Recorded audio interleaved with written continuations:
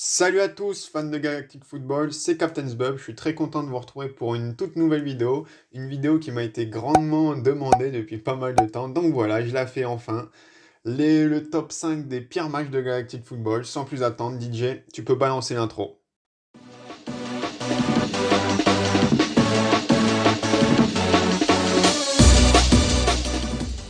Alors c'est une vidéo qui a été beaucoup plus dure à faire que la vidéo précédente, donc les meilleurs matchs de Galactic Football, puisque par définition, j'ai envie de dire, les meilleurs matchs, on a plus tendance à s'en rappeler vu qu'ils nous ont marqués tellement on les a aimés, alors que les pires matchs, on a plus tendance à les oublier parce que voilà, au mieux ils nous ont ennuyés, du coup on les a pas retenus, au pire on les a détestés et peut-être on les a retenus, mais pas vraiment. Et là c'est vraiment des matchs plus ennuyeux, pas intéressants, que vraiment des matchs qu'on déteste parce que voilà, vous avez vu si vous avez regardé ma précédente vidéo, mon meilleur match c'est un petit peu le match que je déteste le plus vu que c'est...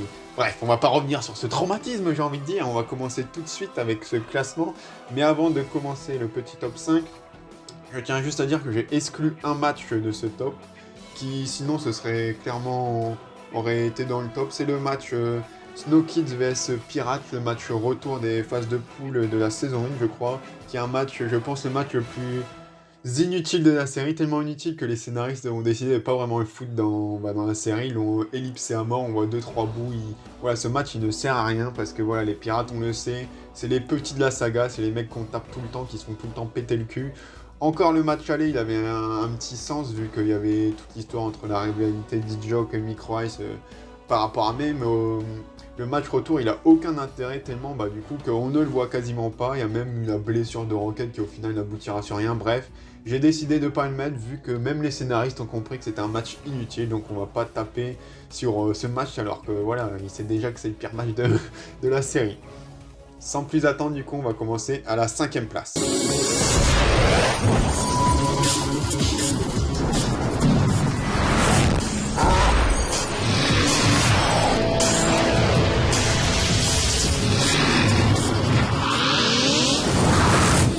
Cinquième place, ça va peut-être étonner certains, mais j'ai décidé de mettre le match Snow Kids versus les Xénons de la saison 3. Donc il y a eu deux matchs opposant ces deux équipes lors de cette saison. Là je parle du deuxième match, donc en fin de saison lors de la demi-finale. Alors en soi c'est pas le match que je trouve le plus mauvais en soi, d'où sa place de cinquième. Mais voilà, si on reprend le match, c'est un scénario un petit peu classique du je affronte le gros adversaire de la saison précédente pour voir voilà, que maintenant j'ai progressé, que je suis meilleur, et c'est ce qui est le cas d'ailleurs. Certes, la première mi-temps est assez serrée, je crois que ça finit sur 1-1, mais ça s'explique aussi par le fait qu'il y a Patran qui est parti en mission avec le pirate et Croquette est encore cramé. Mais la seconde mi-temps, c'est totalement les Snow Kids qui vont dominer largement et finir le match à 4-1, je crois.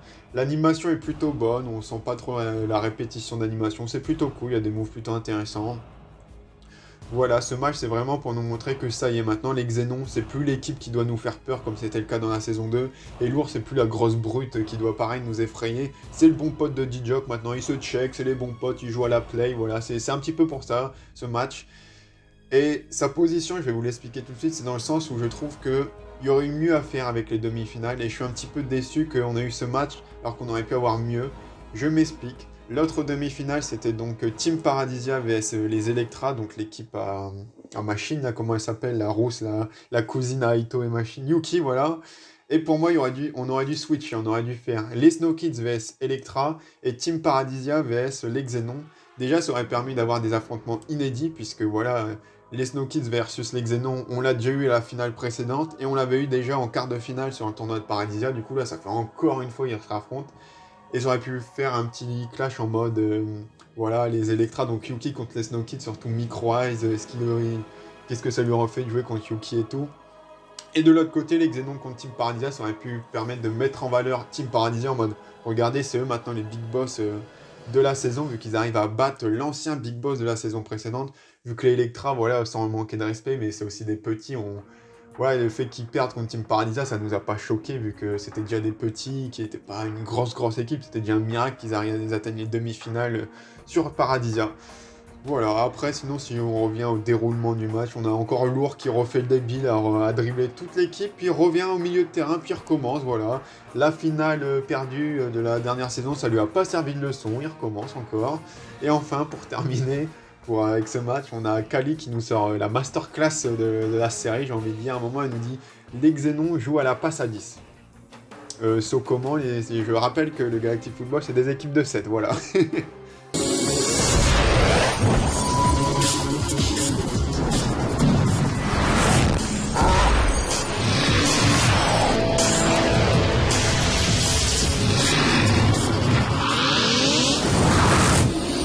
Ensuite, à la 4e position, j'ai décidé de mettre le match Snow Kids versus Lightning, donc le quart de finale de la saison 1. C'est un match personnellement qui m'a déçu, même la première fois que je l'ai vu déjà, ça commence par le fait que je trouve que ce match est beaucoup trop entrecoupé avec la mission des pirates qui s'effectue en parallèle, qui est d'aller sauver Clamp et d'aller chercher son antidote. D'habitude, c'est le match qui est entrecoupé des missions des pirates. Là, c'est l'inverse. C'est la mission des pirates qui est entrecoupée des moments du match, alors que ça devrait être l'inverse, et ça fait qu'on n'a pas assez de matchs, alors que c'est le match qui nous est teasé. Voilà, Warren, c'est les big boss de cette saison normalement. C'est les big boss dès l'arrivée au Genet Stadium, où il y a tous Warren, voilà, les Lightnings, les champions en titre. Et là, on voit pas assez de ce match qui est censé être le grand match de la saison, on n'en voit pas assez. Et du coup, je trouve ça pareil un petit peu décevant, j'aurais pas fait ce choix de mettre directement ce match en quart de finale. J'aurais attendu les demi comme dans la saison 2, après ça aurait peut-être fait redite, mais il aurait fallu peut-être modifier par la suite. Mais là, dès les quarts de finale, je me dis putain, les big boss dès les quarts de finale, sachant que tu sais que les Snow Kids ont gagné, voilà quoi. Mais là, dès les quarts de finale, je trouve que ça enlève un petit peu après dans le jeu, surtout qu'après la demi-finale, c'est contre la putain d'équipe technoïde de merde qui pue la merde. Donc t'as l'impression on montagne russe d'un coup et on redescend à les demi-finales et après la finale, pareil, donc je suis pas trop fan. Donc c'est dommage. On voit pas assez du match et du coup, même le peu de fois où on voit le match, je trouve que c'est beaucoup de répétitions d'animation. On voit, il y a des prolongations, t'as même pas l'impression qu'il y a des prolongations, ça passe en éclair, on arrive direct au tir au but. Pareil, les Lightning sont pas impressionnants, c'est censé être les big boss, les champions en titre, les favoris de la Cup, tout le monde en a peur. Bah, ils font pas peur, j'ai envie de dire, et même Warren, à part aider ses adversaires, et qu'est-ce qu'il a foutu dans le match? Voilà, le mec, il doit être détesté par tout son peuple, c'est pas possible. Le mec, à chaque fois, il donne des conseils à l'autre équipe pour les battre. Là, il fait la psy de Dijok avant le match pour qu'il le batte mieux. Après, certes, il y a un petit scénario audacieux en mode d'essayer de faire en sorte que pour une des seules fois de la série, je crois, les Snow Kids se disent putain, vas-y, on joue contre des mecs trop chauds, on n'y arrivera pas, faut qu'on se mette en bloc, on défend à fond et Inch'Allah, comme on dit, peut-être que ça passera sur un contre ou au tir au but. Après, c'est sympa de finir par des tirs au but, ça rajoute toujours quelque chose, mais je trouve que la tension est vraiment bof. Du coup, voilà, je sais pas pourquoi, mais on nous enchaîne, je sais, les 3 premiers tirs des Snow Kids, puis ensuite on a un tir des Lightnings, et puis après on a les tirs finaux, donc entre Dijok et Warren. On sait pas pourquoi, ça aurait été mieux de faire un par un, comme c'est le cas dans les tirs en but, et comme c'est par exemple le cas en finale de saison 2, ou à la demi-finale contre Team Paradisia, où la tension monte, du coup à chaque fois tu dis est-ce qu'il va rater, est-ce qu'il va pas rater, là non. On a Dijok qui nous fait son mec chaud, voilà, qui nous fait un tir lifté avec effet Storkoff et ça rentre dans le but. Derrière, Warren qui loupe et qui s'effondre. Bah ouais, connard, il fallait pas coacher Dijok avant le match. Voilà, le seul moment que je trouve marrant, que je trouve stylé dans le match à la toute fin, quand on a l'impression que Warren va marquer à la toute dernière minute. Et là, t'as Dijok en mode patron qui arrête le but avec son pied et tout pour remontrer que ça y est, il est de retour après son match pue la merde contre les Wombats. Cette scène qui sera d'ailleurs reprise un nombre de fois incalculable dans la saison 2, mais qui me fera toujours marrer en mode, voilà, Dijok, c'est le patron, c'est le boss. Tadam. Donc voilà, on va passer sans plus attendre à la 3e place.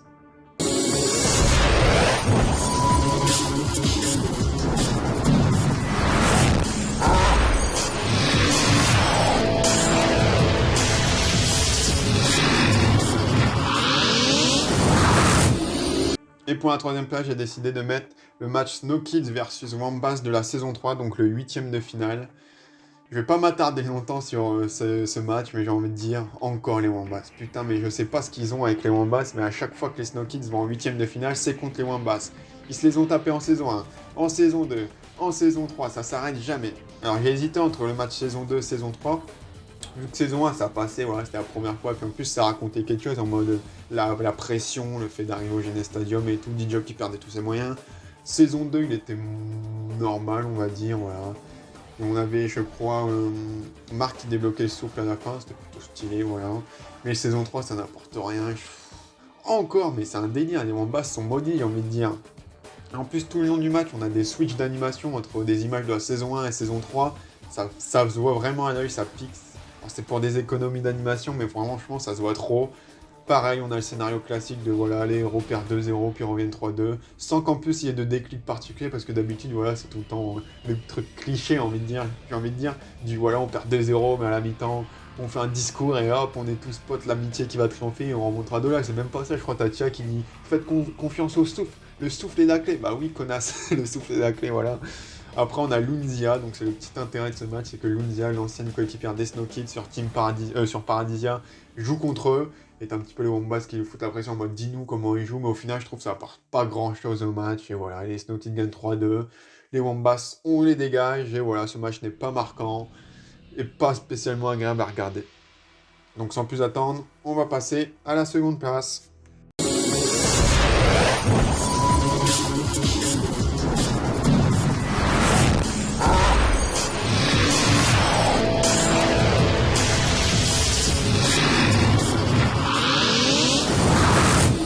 Pour la seconde place, je triche un petit peu dans le sens où c'est pas un match-match comme on l'entend classiquement, c'est un match de Netherball. Donc le dernier de la série d'ailleurs entre Tia et Rocket. Moi personnellement, j'adorais les matchs de Netherball, je trouve que c'est un petit peu ce qui sauve la saison 2. Et du coup, on finit donc avec cet affrontement Tia contre Rocket. Et directement, je vais y aller direct, on va pas se mentir. Personnellement, moi j'étais grave déçu quoi. Voilà, nous on attendait le fight Rocket versus D-Jock. On voulait pas Tia, on voulait D-Jock. Surtout que ça nous était teasé depuis plusieurs épisodes en mode D-Jock qui chie un petit peu dessus, qui se chie un peu dessus, pardon, d'aller dans la sphère. Parce que la sphère, voilà, on n'y va pas pour se faire des câlins. Voilà, Syned il est ressorti en boitant, les mecs ils prennent des coups et tout. Et nous on voulait cet affrontement de bonhomme, j'ai envie de dire. Et là, à la toute fin de l'épisode, il y a Tia qui se met devant en mode non, t'inquiète, je vais le faire et tout. Alors pour la symbolique, je comprends que ça soit mieux Tia, voilà, la fille qu'il aime, qui le ramène du bon côté. Donc pourquoi pas, mais fallait pas nous teaser autant avec D-Jock, merde. Et même le match en lui-même, je trouve, est nul. Voilà, on a encore une fois ce putain de scénario classique du la meuf perd 3-0. Et après, elle remonte 4-3, voilà. Surtout que Tia, elle n'a aucune expérience du Netherball, mais vraiment aucune contre Rocket, qui a fait je sais pas combien de matchs et qui devrait la détruire. Surtout que, vu comment Tia prend cher au début du match, je me souviens d'une scène où genre, Rocket lui fait un tac et il y a un mur qui sort du mur. Et genre, elle vole, elle se prend dans le côté, elle vole dans le coin de la pièce. Normalement, elle est couchée, elle se relève plus à ce moment-là, mais non, elle est tranquille, elle se relève tranquille, comme si de rien n'était, même pas un bleu. Et ce qui me vient surtout avec ce match, c'est qu'au beau milieu du match, on a Rocket voilà, qui avait des hallucinations et envoyait ses anciens adversaires. Ça, c'était plutôt cool, j'ai envie de dire. Ça montrait un peu qu'il perdait la tête, même si tranquille, c'est que du Netherball, hein, c'est pas de la drogue non plus. Hein. Et du coup, au milieu du match, il y a Rocket qui reconnaît Tia et qui, du coup, se rend compte qu'il est allé trop loin et qu'il veut abandonner pour arrêter le Netherball et revenir avec ses potes. Et du coup, là, c'était terminé dans le match. Rocket abandonne, voilà, c'est bon, il se rend compte. Mais non, il y a Tia qui veut continuer pour le battre, et parce qu'il faut que Rocket termine en se faisant battre. Alors qu'en soi, Rocket avait déjà changé d'avis, et donc ça servait à rien. Et là, on sait pas vraiment si du coup Rocket joue sérieusement ou pas. S'il joue pas à fond, ça expliquerait pourquoi d'un coup il est aussi nul et Tia lui pète la gueule en Netherball, mais en même temps ça paraît chelou vu que Rocket rage un petit peu de se faire remonter par Tia au score. Et d'ailleurs, on a Tia qui le clash en mode ouais, alors Rocket, ça fait quoi de se faire remonter? Alors qu'il est redevenu gentil, oh, calme-toi, meuf. Et puis en plus, vu les gros tacs que tente de lâcher Rocket à Tia, c'était quoi le but? Parce que s'il l'attaque, il la découpe en deux. Je me souviens d'un tacle à la fin où les deux pieds décollés sur la cheville, là. Si Tia elle se prend ça, elle est morte, hein, j'ai envie de dire. Et donc je sais pas trop. C'est dommage de finir le Netherball, voilà, cette petite arc de la saison 2 avec le pire match quand on a eu avant des putains de matchs du genre Rocket Syned. C'est dommage, mais bon, c'est comme ça.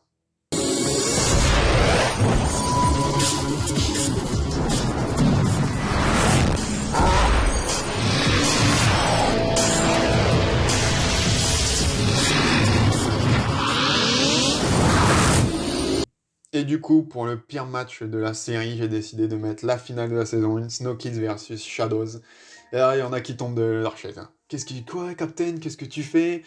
Laissez-moi vous expliquer, voyons. Alors déjà, je trouve que c'est un match un peu redondant dans le sens, c'est déjà le troisième match de la saison contre les Shadows. Alors c'était téléphoné que les Shadows, voilà, c'était un petit peu les méchants slash gros adversaires de la saison, donc ça devait finir sur eux, je suis d'accord. Mais là, c'est un petit peu redondant, surtout qu'avant, les précédents matchs contre les Shadows, c'était toujours très serré, ça joue à rien. Et là, on a l'impression, mais les Shadows se sont fait nerfer, là, ils se sont pris un nerf, quoi. Ils sont ridicules, ils sont humiliés. Les mecs jouent tout le long du match, quasiment, à 7 contre 6, vu que, voilà, on a D-Jock qui sabote le match et qui fait exprès de rater des putains d'occasions parce qu'il y a son père qui est capturé par Blaylock et du coup il faut qu'il... Bref, vous connaissez le scénario, mais en gros, il faut que ça soit les Shadows qui gagnent pour que Sinet puisse mettre sa puce sous la coupe pour que ça foute le bordel. Et là, les Shadows qui puent la merde. Malgré ça, les mecs n'arrivent pas à mettre plus d'un but alors qu'ils sont en 7v6. Et du coup, bah moi, tout le match, j'étais pas dedans. Je me disais, putain, les mecs, hein, en 7v6, ils en chient à mettre en but alors qu'ils devraient les défoncer. Je me disais, mais qu'est-ce que ça va être quand ça y est, ça va être du 7v7. Les mecs, ils vont se faire détruire. Et même le seul but des Shadows, mais il est d'un ridicule, putain. Ça, je m'en souvenais encore de ce but avant même de me remater le match. C'est genre le gardien qui fait un dégagement, Acto qui dort, ça fait la barre. Et là, t'as Sinet qui pop dans la surface et qui met un vieux but à 2 mètres du goal. Mais c'est quoi ce but? Putain, on est en finale, on veut des buts de malade, on veut des actions de malade. Et on parle d'actions de malade, mais il n'y a rien. Voilà, c'est un match pauvre, on se fait chier. Il n'y a pas de moment marquant comme il y en a dans les autres finales. Voilà, dans la saison 2, il y a penalty, il y a Rocket qui essaye de foutre une droite à l'eau, il y a le stade qui se pète la gueule. Dans la saison 3, on a l'explosion sur Aquilian. Aito qui passe son ki à tous les membres de la team, Sinet qui rentre, qui met une putain de retournée en finale. Voilà, la saison 1, c'est bof, j'ai envie de dire. Même Sinet, putain, mais c'est humiliant. Moi, je kiffe Sinet, voilà. Et le mec, voilà, il était prêt à gagner une cup tout en sachant que bah, il la gagne parce que les autres font un peu exprès avec D-Job qui pue la merde. Donc voilà, je trouve c'est un petit peu dommage de finir la saison 1 sur voilà, le match qui a le moins de tension, je trouve. Voilà, et je trouve même du coup cette phase finale de la saison 1 pas trop bien. Je trouve que le meilleur match, bah, au final, c'est le 8ème de finale contre les Wombats, vu que derrière les Lightnings, décevant. Contre les robots, je l'ai pas mis, mais pas foufou, vu que c'est des putains de robots et qui se font défoncer la gueule une fois que les Snokies ont retrouvé leur souffle. Et pareil, cette finale. Donc voilà, n'hésitez pas en commentaire à déjà me remercier, parce que ça y est, j'ai enfin fait cette putain de vidéo. Non, je rigole, c'est toujours un plaisir de me replonger dans mes dessins animés d'enfance. Donc n'hésitez pas à me dire votre top des pires matchs en commentaire, likez la vidéo si elle vous a plu, à vous abonner, et sur ce, je vous dis à la prochaine pour une prochaine vidéo. Bye bye.